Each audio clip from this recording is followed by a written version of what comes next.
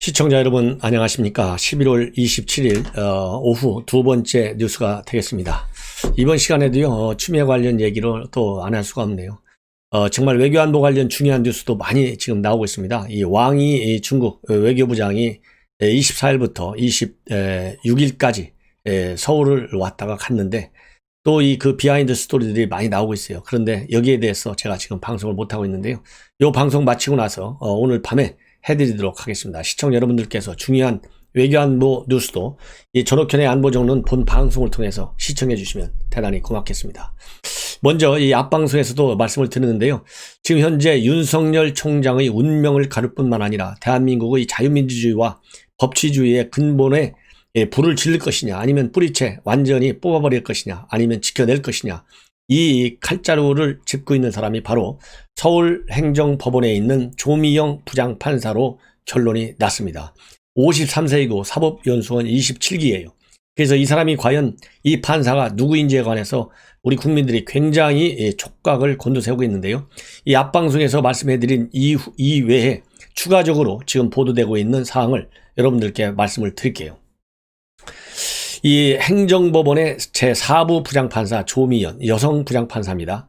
이 조세 도시정비 전담 재판부인데 이번에 윤석열 사건을 맡게 됐어요. 그래서 이 본항소송과 함께 윤 총장이 추 장관의 직무집행정지 명령의 효력을 멈춰달라고 신청한 집행정지도 이 재판부에서 앞으로 심리를 하게 돼 있습니다. 그래서 본안소송 전 신속성을 기하는 집행정지 신문 기일이 30일로 잡혔습니다. 그래서 이 30일 날 바로 당일에도 결정이 내려질 수 있어요. 신속성을 요하기 때문에. 그래서 만약에 집행정지가 인용될 경우에는 본안소송 판단 전까지 검찰총장 역할로 다시 돌아갈 수가 있습니다. 그래서 업무 복귀의 가장 핵심적인 결정이 30일 날 나올 가능성이 크다. 자, 그렇다고 한다면 이 윤 총장의 운명을 손에 딱 거머쥐고 있는 조미연 부장판사가 누구인지에 관해서 추가적으로 보도되는 내용들, 또 제가 확인한 내용들을 여러분께 말씀을 드리겠습니다. 우선 출신지는요, 광주 출신입니다. 그리고 서울 동대문구의 희경여고를 졸업해서 성균관대 법대에서 이 학사 코스를 마쳤습니다. 그래서 95년도 제37회 사법시험에 합격해서 98년도 광주지법에서 판사 생활을 시작했어요. 그 이후에 수원지법, 서울중앙지법, 가정법원, 서울고법에서 판사 생활을 했고 청주지법과 수원지법에서 부장판사로 근무했습니다.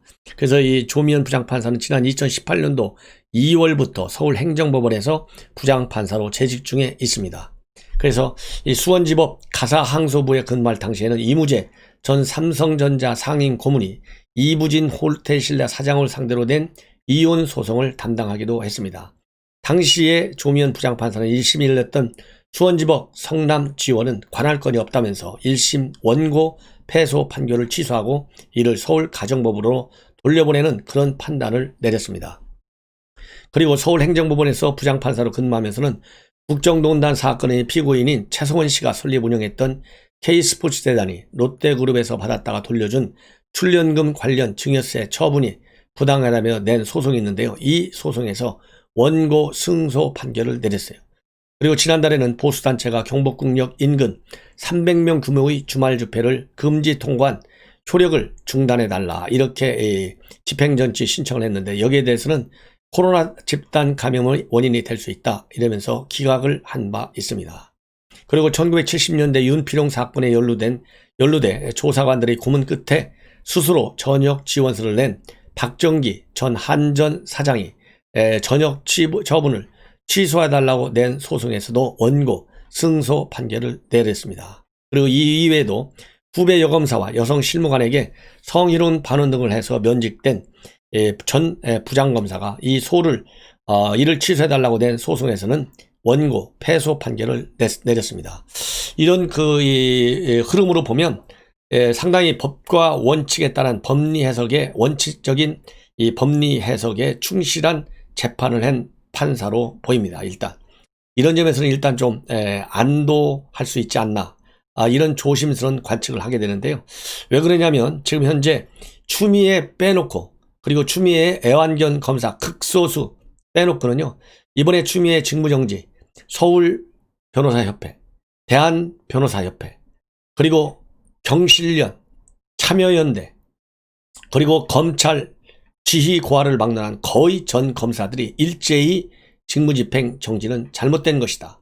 징계 청구도 잘못된 것이니 빨리 취소해라. 이것이 한 목소리로 나온 거예요. 그렇기 때문에 아무리 정권 코드를 맞춘다 하더라도 이렇게 대한민국 전 거의 법조인들이 추미애의 징계 청구권이 잘못되고 직무정지가 불법이라고 하는 이 엄청난 움직일 수 없는 산더미 같은 법리 해석과 그리고 팩트를 무시할 수 있겠느냐. 그래서 제가 당부하고 싶은 것은요, 이 조미연 부장판사 그야말로 법과 원칙에 따라서 이 판결을 내려야 되고요. 이 윤석열 총장 사건은 대한민국 사상 처음이지만 전 세계 기네스북에 올라갈 정도의 그러한 사건이다. 그래서 역사성을 의식해서 역사적 판결이 될 수 있다는 그런 인식하에 그야말로 현 정국 차원에서 정무적 사고는 조금 더 하지 말아달라. 그러면 판결은 간단히 끝날 수 있다. 이런 말씀을 드립니다. 한번 11월 30일 날 판결이 이루어지기 때문에 이 판결에 결국은 11월 2일 날 징계의회도 그대로 영향을 줄 것이다. 이런 말씀을 드립니다. 근데 지금 징계의회가요, 11월 2일 날 열리게 지금 소집을 해놨는데 법무부 감찰위원회 지금 난리가 나 있습니다. 예, 왜? 징계의회는 11월 2일 열린다고 미리 공지해놓고 본래 오늘 열리게 돼 있던 감찰위원회는 핑계도 제대로 못된 상태에서 적당히 얼버무려면서 연기시켜놓고 있어요. 10일 날 지금 개최할 예정이라고 하는데요. 법무부 감찰위원들이 일제히 분노. 그래서 이러한 이 감찰위원들의 요구가 그 징계의 11월 2일 날 열리기 전에 열려야 된다. 그래서 감찰위원회에서의 의견대로 대충 대부분이 이 징계위에서 결론이 나는데요. 먼저 징계위를 결정했다고 나서는 징계위 구성 위원들을 볼 때 추미애가 정한 대로 따라갈 가능성이 상당히 많다 이겁니다. 왜냐하면 법무부 장관과 법무부 차관은 당연직이고요. 검사도 법무부 장관이 임명하게 되어 있고 나머지 3명도 추미애가 다 임명하게 되어 있어요. 그렇기 때문에 전부 추미애의 손을 거쳐서 임명된 사람들인데 어디로 도망가겠습니까? 이번에도 이 검사의 대규모 집단 반란에 참여하지 않은 사람들은 애완견 검사들이잖아요. 그래서 징계의 구성 위원들은 전부 애완견 위원이라고 보시면 됩니다. 따라서 징계의 의견은 보남 하나예요. 그렇기 때문에도 그 어느 때보다도 법무부 감찰위원들 의견이 굉장히 중요한데 이 감찰위원들은 추미애 이전에 임명된 위원들이 많아요. 왜냐하면 임기가 3년으로 되어 있습니다. 따라서 이런 걸 알기 때문에 추미애가 벌써 이 감찰 관련 규정을 바꿔가지고 법무부 감찰위원들의 의견을 듣지 않고 일방적으로 감찰할 수 있게 다 바꿔놨고 그리고 감찰위원들에게는 제대로 이러한 사실을 알리지도 않고 일방적으로 지금 이 패싱하려는 현상이 나타나고 있어요. 그렇기 때문에 지금 감찰위원들이 굉장히 열받아 있고 지금 감찰위 열자는 것 자체가 징계감이 안 된다. 이런 지금 비판적 목소리가 이 조선일보 단독 보도를 통해서 지금 파악되고 있습니다. 그래서 대부분의 감찰위원들이 외부 감찰위원들이 조선일보에서 통화를 쭉 했어요. 해보니까 이 윤석열 총장에 대한 조치 잘못됐다. 예, 강력히 반대할 것이다. 그래서 윤석열 총장 징계 절차에는 제동이 걸릴 것이다. 이런 얘기들이 지금 나오고 있고 지금 언론에 대해서 특필되고 있다. 이런 말씀을 드립니다. 그래서 본래 27일 날 한 것을 10일 날 연기해가지고 징계위원회의 결정에 말하자면 감찰위원회도 귀속되도록 하려는 꼼수를 추미애가 하려다가 이 감찰위원회에 지금 상당한 반말에 직면해 있다. 그래서 대부분 감찰위원들이 이번 조치는 부당하다, 황당하다. 그리고 이 판사 사찰 문건 그야말로 업무 지원 성격이 강한데 이게 어떻게 사찰 문건이냐? 이렇게까지 지금 비판하고 있고요. 그리고 이 여론조사에서 1등이 나온 걸 가지고 어떻게 정치 중립 위반이라고 할 수 있느냐? 이것도 징계 사유로 볼 수 없다. 이렇게 지금 의견을 갖고 있는 것으로 조선일보는 대대적으로 지금 보도하고 있습니다. 그러면서 이분들 얘기는요, 이 대학도 징계 절차를 지키는데 그걸 안 지키면은 그야말로 이 소청 심사위까지 열리는데 법무부에 있는 감찰위원회가 어떻게 이 정도 수준으로 운영이 될 수 있느냐. 예, 그래서 반발이 보통 큰 게 아니에요. 예, 그래서 이 총장 조사에 그야말로 의원들은 이 지금과 같이 그야말로 이 구색 맞추는 모양새만 지키는 감찰의 소집에는 응할 생각이 없다라고까지 지금 반발이 나오고 있는 상황입니다. 예. 그래서 윤석열 총장에 대한 이 직무 배제 이후에 검찰의 충격은 알지만은 징계 절차는 강행하겠다 이런 입장을 밝혔지만은 이러한 추미애의 의사가 그대로 아무런 장애물 없이 통과되기는 상당히 지금 어렵다. 이 난관에 봉착해 있다. 이런 말씀을 드립니다. 그리고 이렇게 상황이 갑자기 꼬이다 보니까요. 이낙연 대표가 그야말로 아무런 조건 없이 우선 국정조사를 열어가지고 윤석열을 제거하려는 작전을 세웠어요. 그런데 이것이 여권내에 많은 분란을 일으킨 바 있습니다. 그러다 보니까 이제 말을 살짝 바꿨어요. 검찰의 조사가 다 끝나면 법무부의 감찰과 검찰의 수사 결과를 지켜보고 그것을 토대로 해서 국회가 책임을 다해야 되기 때문에 그때 국정조사를 하자. 요렇게 꼬리를 싹 다 내려버렸어요. 예, 이것만 해도 당당치 못한 그런 여권의 태도다. 이렇게 작전을 변경한 것은 뭐겠습니까? 지금 여론에서 완전히 밀리고 있죠. 검찰 내부의 검사이단 사상 최대 규모로 벌어지고 있죠. 이러다 보니까 이렇게 윤석열 총장 쉽게 내버려질 것으로 판단했는데 이 판단이 잘못됐다. 요런 생각 때문에 갑자기 지금 상황을 바꾸고 있는 것 같습니다. 예. 이러는 상황에서 이미 이상민 의원이 윤석열 총장과 그다음에 추미애의 동반 퇴진을 주장한 바 있어요. 그런데 오늘 또다시 이 악취나는 두 사람의 싸움, 이제 동반 퇴장시키는 길밖에 없다.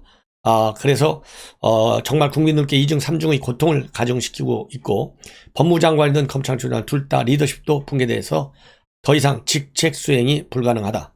그리고 지금은 이유나 경위를 따질 단계가 아니고 둘 다 동반 퇴진시켜야 되고 대통령의 빠른 조치를 강력히 요청한다. 이렇게 지금 페북을 통해서 주장을 하고 있는데요. 이 지금 이렇게 여권의 직무정지를 시킨 이후에 추미애의 이런 조치에 대해서 검난이 대대적으로 일어나고 있는 상황에서 동반 퇴진을 주장한다고 하는 것은 어불성설이다. 아직은 말이 안 된다. 적당히 덮고 넘어가려는 것이기 때문에 이제는 말이죠.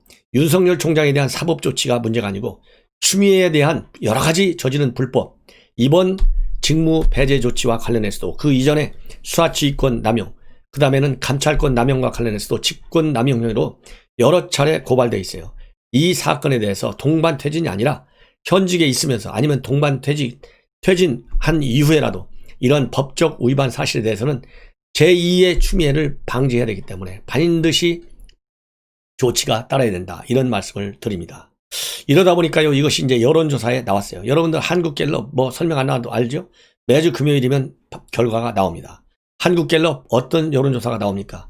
항상 고개를 갸우뚱거리는 여론조사가 나왔는데 오래간만에 그 심각성이 이제 여론조사의 수치에도 반영이 됐다. 그래서 대통령의 긍정 지지율이 지난주 45에서 40으로 빠졌어요. 그리고 부정평가율은 45 똑같았었는데 지난주에 48로 높아졌습니다. 이렇게 해서 지금 현재 윤석열 총장과 그 다음에 추미애의 갈등이 문재인 대통령에게 불똥이 직격탄으로 떨어졌는데 그 이유는 문재인 대통령이 입을 딱 자꾸로 잠그고 있기 때문에요. 그럼 여론이 여기저기 지금 난리가 나 있잖아요. 그래서 이렇게 윤석열 총장 이 내려치기에 대한 여론의 반발, 이미 56.8%가 반대하고 있잖아요. 추미애가 잘못됐다. 이렇게 비판을 굉장히 강하게 하고 있지 않습니까? 그것이 대통령에 대한 이 부정평가율로 그대로 반영이 되어 있다. 이게 말이죠. 서울에서 보면 더 심각합니다. 부정평가가 54%고 긍정평가가 35예요. 부산도 마찬가지입니다. 부산의 긍정평가는 부정평가가 54, 긍정평가가 36. 그래서 긍정과 부정 사이가 서울에서 19%, 부산에서는 18%나 떨어져요. 이거 선거 허나마나한 지금 결과가 이미 나오고 있어요. 그리고 또 그러면 선거와 관련해서 또 여론조사 내용도 있습니다. 정부 견제론이 좋냐 아니면 정부를 지원해야 되냐 이런 문항에 관해서 정부 견제론이 50%, 정부 지원론은 36%밖에 되지 않아요. 그리고 보궐선거 때 누가 당선돼야 되느냐, 야당이 당선돼야 되느냐에 따라서 서울은 57%, 부산은 56% 정도나 훨씬 높습니다. 예, 이 정도가 되면 이번 시장 선거 끝났다, 여당한테는 이렇게 얘기할 수밖에 없지 않겠습니까? 예. 더군다나 부산 가덕도 신공항까지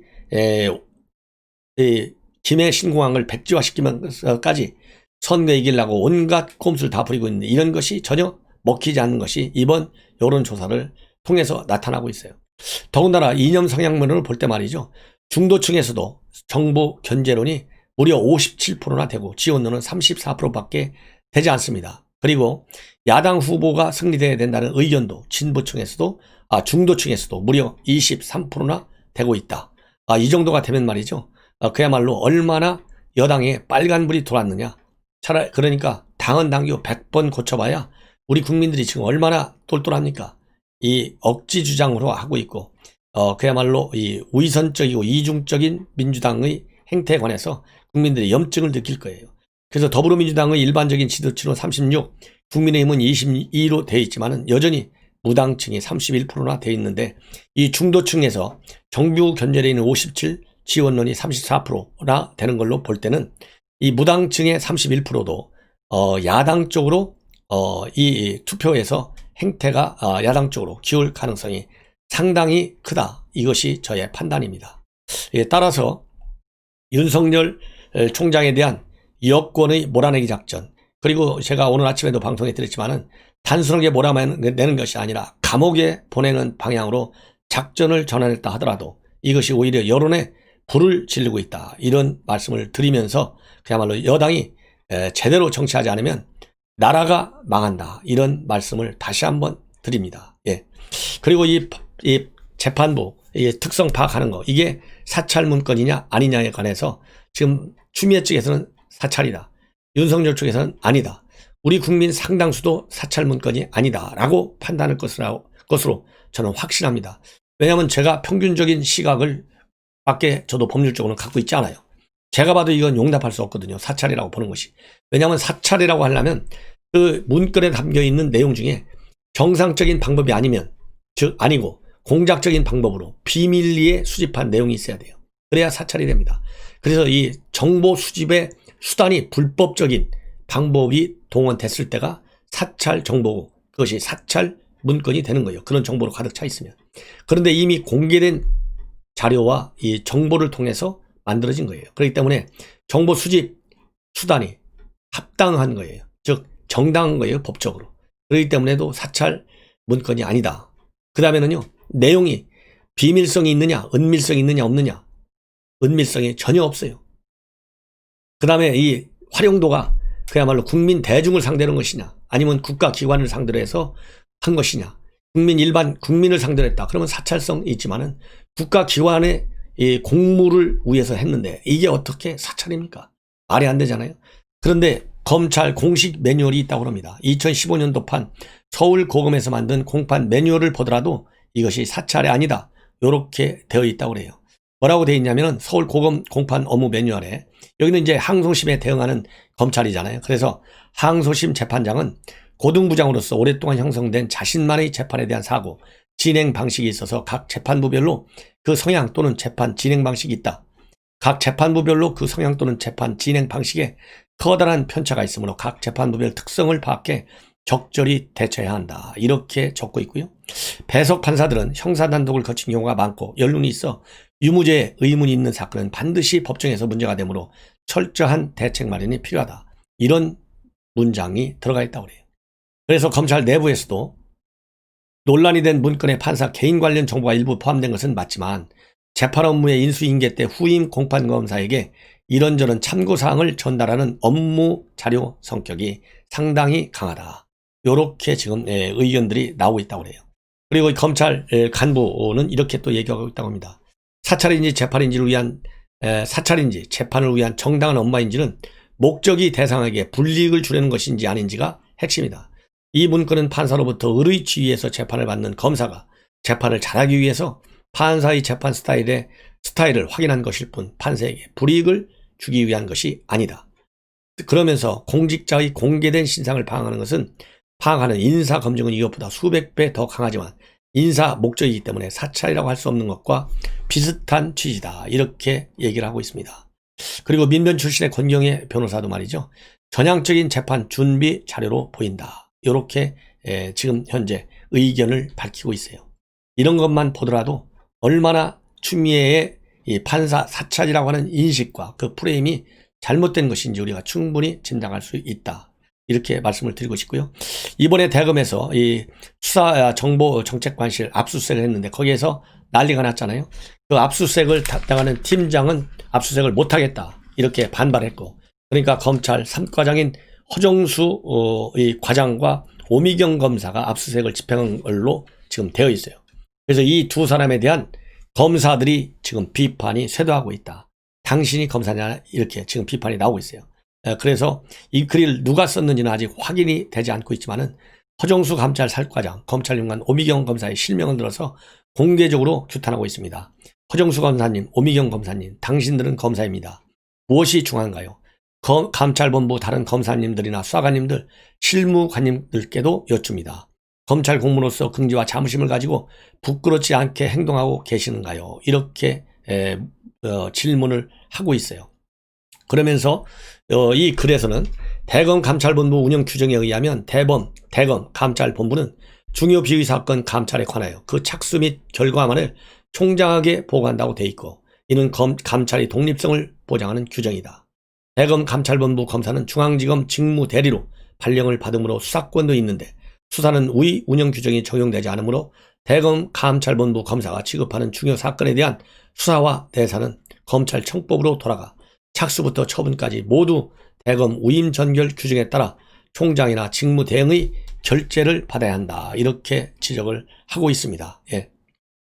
그러면서 대검 한동수 감찰부장님, 허정수 감찰 3과장님, 오미경 검찰 연구관님은 최소한 11월 24일 이전부터 수사나 내사를 해왔을 것인데 정확하게 언제부터 내사 또는 수사했는지 좀 알려달라. 착수 사실 인지, 압수수색 영장 청구, 발부, 집행 등에 관해 총장 또는 직무대행에게 전혀 보고를 하지 않았다고 알려져 있다. 이렇게 비판하면서 형사소송법 123조에 의하면 공무소에서 압수수색 영장을 집행하면 그 책임자에게 참여할 것을 통지해야 한다고 규정하고 있다. 이 규정은 준수가 되었나? 총장을 겨냥한 것이라 통장을 통지를 하지 않았나? 라며 사전 통지 규정을 지키지 않은 점에 대해서도 강력히 지적하고 있고요. 차곡차곡 쌓이는 이러한 권한남용의 범죄나 비위를 어찌 감당하려고 이리 무모하게 인생을 던지시는지 이렇게 비판을 하고 있습니다. 그리고 참고적으로 이 대검 당시 담당 국장은 심재철입니다. 현 법무부 검찰국장인데요. 이 심재철에 대해서는 대검 간부의 장작 식당에서 당시 양석조 이 검찰 연구관이죠. 지금은 대전 고검으로 내려가 있는데 이 검사한테 당신도 검사냐? 이렇게 당신이 검사냐? 강하게 망신을 당한 적이 있다. 이런 말씀을 드립니다. 시청자 여러분, 이것으로 제 방송을 마치겠고요. 여러분들의 많은 구독과 그리고 주변 분들과의 공유를 당부드립니다. 대단히 고맙습니다.